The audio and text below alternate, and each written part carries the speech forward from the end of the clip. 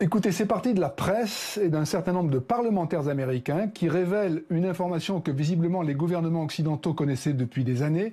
Il y a dans la ville de Wuhan, en Chine, un ou plusieurs laboratoires qui travaillent sur le coronavirus des chauves-souris.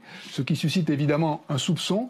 Est-ce que l'épidémie ne serait pas partie de ces laboratoires et non pas du fameux marché, comme le dit le gouvernement chinois? D'ailleurs, un tiers des personnes, des premières personnes infectées dans la ville n'étaient jamais allées au marché. Ça fait plusieurs semaines qu'on s'interroge sur ces laboratoires. Mardi, le Washington Post a révélé que des diplomates américains étaient allés dans un de ces laboratoires avant la crise et qu'ils avaient fait un rapport pour dire que les conditions de sécurité y étaient particulièrement mauvaises.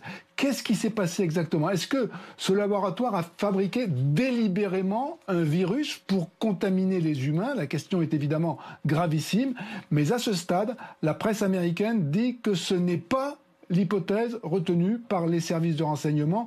Les services de renseignement américains pensent que c'est un virus qui a quitté accidentellement un de ces laboratoires en décembre pour se répandre dans la ville. Il n'en reste pas moins qu'il y a une question de transparence. Quel a été le rôle du gouvernement chinois? Que savait-il exactement?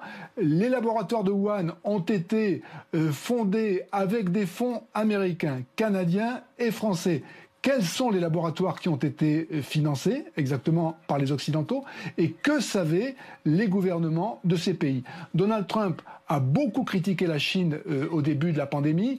Il a beaucoup dénoncé ce qu'il appelait le virus chinois. Sur cette affaire en particulier, il dit que c'est une histoire qui mérite une enquête approfondie. Il est intéressant de noter qu'ici aux États-Unis, et pour l'instant, ce sont surtout les médias les plus proches de Trump qui parlent de cette affaire, notamment Fox News, avec en plus des parlementaires américains, en général connus pour leur prise de position anti-chinoise.